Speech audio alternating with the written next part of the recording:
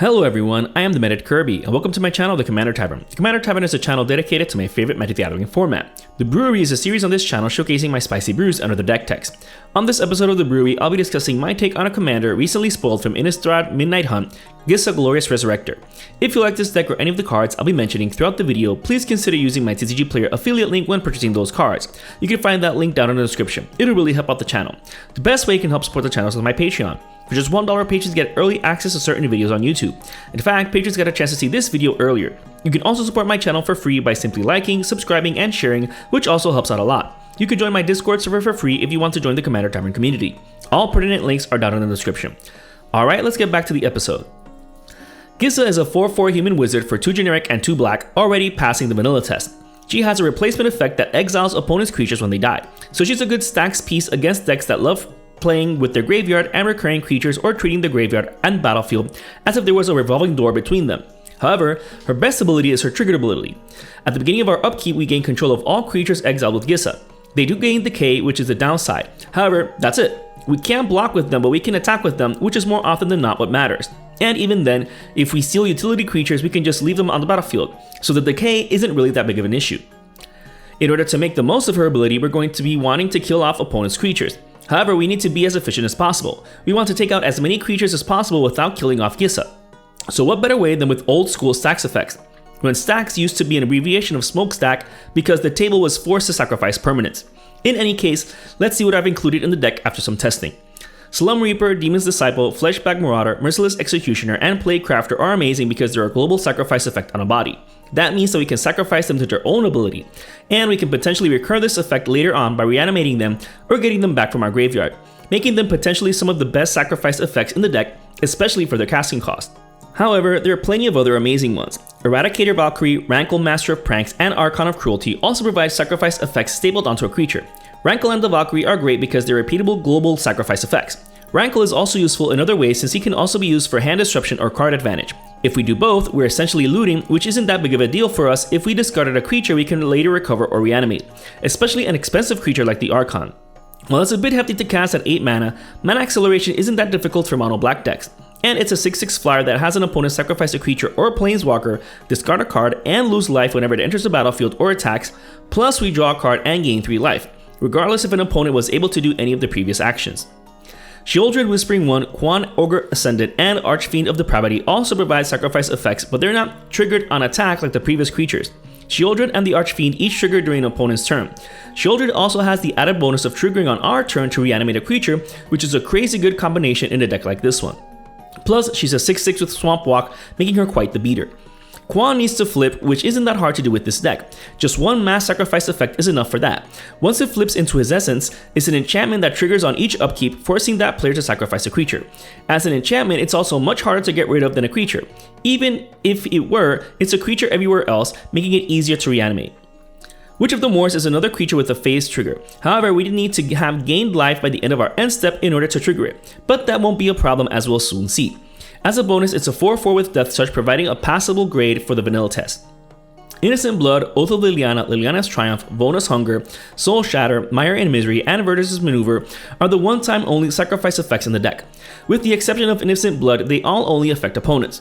Also, since there come a point where opponents run out of creatures or they might rather not play any more creatures until dealing with you, Soul Shatter and Mire and Misery have the potential of hitting a planeswalker or enchantment if they don't have any creatures, so they're even better. However, the honor of the best stacks of the deck goes to Liliana Dreadhorde General, hands down.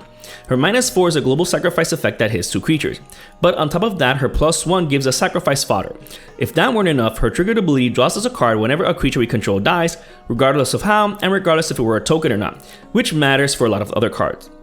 Her ultimate isn't really a goal, but if you're able to achieve it, you can really put opponents back to the point of them practically scooping, since it does hit lands, leaving them with only 1, while you keep your entire board state. As for amazing cards for this archetype, it's no surprise that I've included my favorite mono black enchantments, Grave Pact and Dictate of Erebos. These are a no-brainer here. Every time we sacrifice one of our creatures, our opponents have to do the same. So having something like Fleshback Marauder enter the battlefield means that each opponent would have to sacrifice 2 creatures while we just sacrifice it to its own trigger. Amazing. They also deter any possible attacks since losing a chump blocker also means that everyone else has to sacrifice a creature. I just love these enchantments. Speaking of fodder, Endless Cockroaches, Reassembling Skeleton, and Clattering Augur are amazing for that role. As long as the roaches died while on the battlefield, they return to our hand, so we get repeatable fodder for just 3 mana. Reassembling Skeleton is even better because it doesn't matter how it got into the graveyard, because for just 2 mana we can reanimate it at instant speed. It does enter tapped, so we can't flash it in as a blocker, but we can add repeatable sacrifice fodder. The Augur is a mix of both since you need to pay 4 mana to get it into your hand. That's a steep cost considering you didn't have to spend 2 mana to cast it. However, when it enters the battlefield we do draw a card, so we do get a bonus while also potentially fueling some Stax engines. It's a shame that Bone Rattler isn't legal in Commander and Boneyard Aberration won't ever be printed in paper, since these would be amazing additions to the deck. They each provide us with multiple copies of Reassembling Skeleton, which we can use to fuel multiple sacrifice outlets and engines. These two would definitely replace Endless Cockroaches and Clattering Augur if they were legal and available, but I digress. Vedalken Orrery and Winding Canyons are worth noting for this deck in order to get that instant speed sacrifice effect. Flashing in our creatures like Fleshback Marauder at the end of opponent's turn before ours means being able to then seemingly immediately take advantage of Gisa's effect. It also makes opponents uneasy since you'll be able to play all of your Stax effects at instant speed, disrupting their plays at any moment.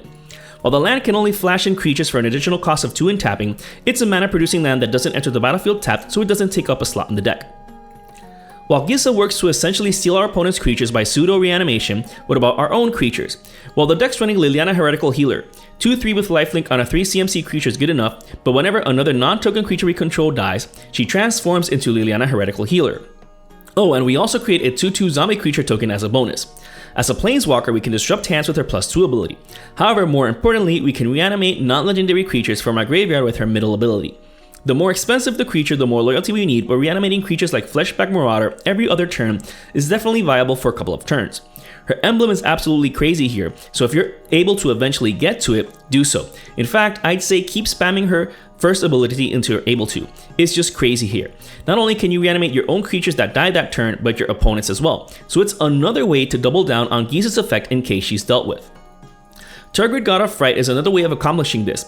While Tergrid is a better commander for this archetype than Gisa is, having Tergrid in your command zone is a surefire way of being public enemy number 1 since before the game even starts. So this deck is almost like a light Tergrid. That being said, with all of the sacrifice effects in the deck with the goal of eventually stealing those creatures, even if they gain decay afterwards, Tergrid is a great backup for Gisa, even if only for creatures that have been sacrificed or discarded. Keep in mind that Tergrid can steal any permanent that was sacrificed or discarded, which goes great with the other effects in the deck. Her Lantern is practically none on this deck, and she's never going to be cast as it anyways. Even if you're facing against a creature like Control deck, it's just better to cast it as Tergrid instead as a backup Gisa. As for other ways of stealing opponents' things, you can't go wrong with Grave Betrayal. It is a bit costly at 7 mana, but recasting Gisa from the command zone a 3rd time is already more expensive than casting this. Being an enchantment also makes it harder to remove. As a bonus, those creatures stolen from dying get an additional +1/+1 counter on them, and they become black zombies as a flavor win. Thieving Amalgam also steals opponents' creatures, but they're not necessarily creatures. We're manifesting the top card of their library during their upkeep. Doing so also provides the bonus of disrupting any top deck manipulation they do since we steal their top card before they're able to draw it, so keep that in mind as well. Unfortunately, if we manifest a creature we can't cast, we can't morph it, which is still okay. What matters most is the disruption and its triggered ability. Whenever a creature we control but don't own dies, its loser loses 2 life and we gain 2 life. Since we're stealing plenty of creatures, if we sacrifice them for value, lost them in combat, or had them sacrificed due to decay, we drain its controller for 2 life each time. This alone has the potential to take out any opponents already weakened by getting beaten down with their own creatures as well as our own. Going back to the reanimation aspect of the deck, you can't go wrong with Whisperblood Liturgist and Hell's Caretaker. If we're constantly stealing creatures, then we'll always have sacrifice fodder for these creatures, especially Hell's Caretaker, since it can only be used during our upkeep, which is when Gisa gives us control of those creatures she exiled. Same with Whisper. We need to sacrifice 2 creatures to reanimate a creature, but with our global sacrifice effects, we should be getting 3 of them each time, potentially. In any case, the previously mentioned cockroaches and skeletons should also work as fodder for these. Whip of Erebos provides a kind of one-time only reanimation since the creature will get exiled whenever it will leave the battlefield next. However, it's amazing in a pinch, and best of all, it gives all of our creatures lifelink. This allows us to trigger Witch of the Moors as well as helping fuel necropotence and the like, but we'll see those effects in a bit. Agadeem's Awakening is an amazing mass reanimation spell if we have the mana to sink into it, which we should because it's not that hard to pull off in mono black. They do have to have different mana values, but that's not a big of a drawback since the deck has plenty of creatures with different mana values in it. And best of all, since its backside is a land, it doesn't take up a slot in the deck. In fact, it's even better since the land has the potential of entering untapped if we really need to for just 3 life. Mimic Vat, while not technically reanimation, is included because of how amazingly it synergizes with the deck, and it almost goes along in that vein. We can imprint any of our creatures as well as any of our opponent's creatures. Imprinting a creature like Fleshblack Marauder means getting a global Stax effect at instant speed for just 3 and tapping, so it can be incredibly oppressive. Or if we imprinted any other creature an opponent controlled with an epic enter the battlefield trigger, we can take advantage of that too. And if anything better dies, we can imprint that instead, and then send the previous imprint back to its owner's graveyard. Such a great card in this deck. Oh, especially since we can also imprint any stolen creature that had to be sacrificed due to the decay ability. That way we still technically keep it afterwards. Now all of the engines in the deck aren't meant to just be a thorn on our opponent's side. Yes, we're stealing creatures while also simultaneously clearing the board in order to swing in unopposed, but we can also add some more pieces to these engines, specifically value pieces. Some very important value pieces for these engines are those that provide card advantage. Midnight Reaper, Grim Harrispix, and Dark Prophecy are similar to Liliana Dreadhorde General. Well, the enchantment is since it doesn't care if our creature was a token or not, unlike the first 2 creatures here. That being said, they're still amazing because Gisa can't really steal tokens anyways, same with the other Thievery effects in the deck, so more often than not, they'll be triggering and help us not run out of steam. Same with Kothafet's Soul Hoarder. This one triggers when opponent's permanents go to the graveyard from the battlefield, so if we had him out and then resolved a mass sacrifice effect, we can potentially draw 3 cards from it for just 3 life. Life loss not really being that big of an issue here if we have Whip of Erebos in play. He's also a 6/6 flyer for 6 mana, making him quite the beater. Erebos Blackhearted also triggers whenever another creature we control dies, but at least he doesn't care if it was a token or not. However, we have to pay 2 life whenever he triggers in order to draw the card, which is fine because it doesn't cost any mana to activate. That being said, we can pay 2 and sacrifice a creature to nerf another creature. So he has a built-in sacrifice outlet that synergizes with himself and the deck. Plus, he's a 5/6 when devotion is met, so he can be used to block or swing into an empty board. Harvester of Souls and Morbid Opportunist trigger regardless of who controlled the creature. While the demon's drawback is the creature being non-token for it to trigger, it's also a 5/5 with Death Touch, so it makes up for it. The Opportunist downside is only being able to trigger once per turn. However, that isn't such a big drawback if we're able to have each opponent sacrifice a creature during their turn. That means potentially drawing 4 cards off of it during a full turn around the table.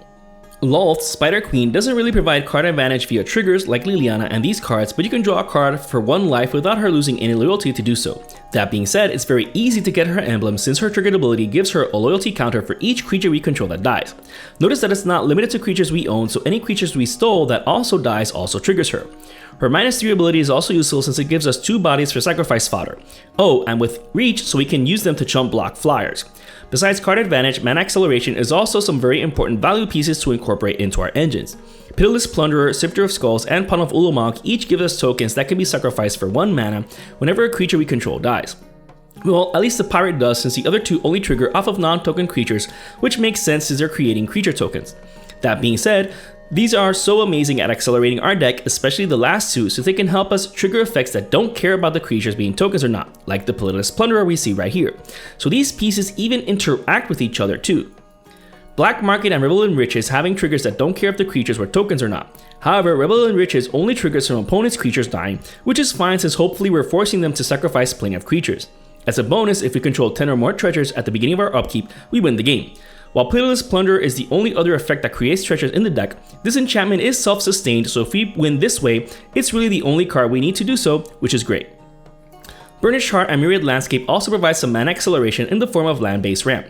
While the deck can't really reuse lands, at least the landscape doesn't take up a slot in the deck. The Uck though can, providing us a consistent flow of 2 basic swamps with each sacrifice. Even with a simple setup like the Heart imprinted onto Mimic Vat, for 6 mana we can ramp for 2 basic lands each turn, at instant speed no less, which can really set us up. It might seem like a steep price, but it's an average of 1 basic swamp for 3 generic mana, which is an amazing in a non-green deck. The following cards in the deck are essential card advantage, responses, and mana acceleration for any deck. For protecting Gisa and any other key creatures, Lightning Greaves, Swift of Boots, Champion's Helm, and Whispers of Cloak are some ubiquitous includes that don't really require any further explanation beyond that.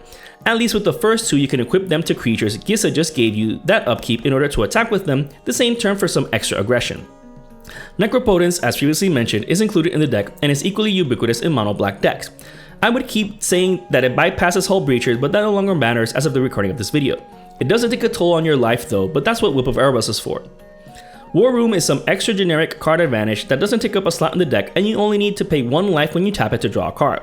Paying 3 and tapping is like paying 4 mana to draw a single card, but it is a free slot in the deck so beggars can't be choosers. The rest of the deck is the mana acceleration.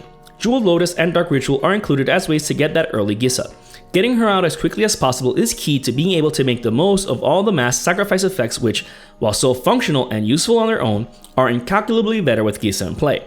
The other mana rocks, Mana Crypt, Soul Ring, Liquid Metal Torque, Mind Stone, Prismatic Lens, Thought Vessel, and Fulwar Stone are pretty self-explanatory, considering that Mono Black's access to land-based ramp is pretty limited.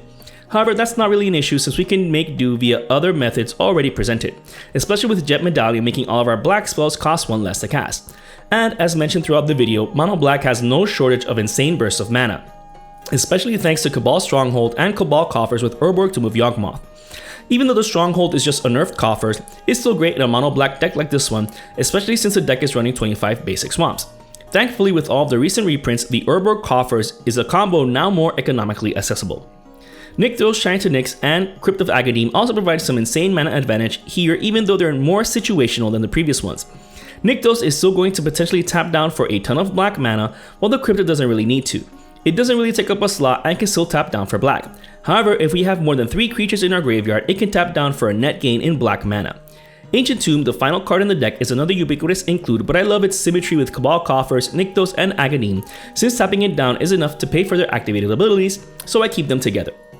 And as with all of my deck techs, the key thing is that you don't need all of these expensive mana acceleration cards if you aren't playing online or won't proxy them.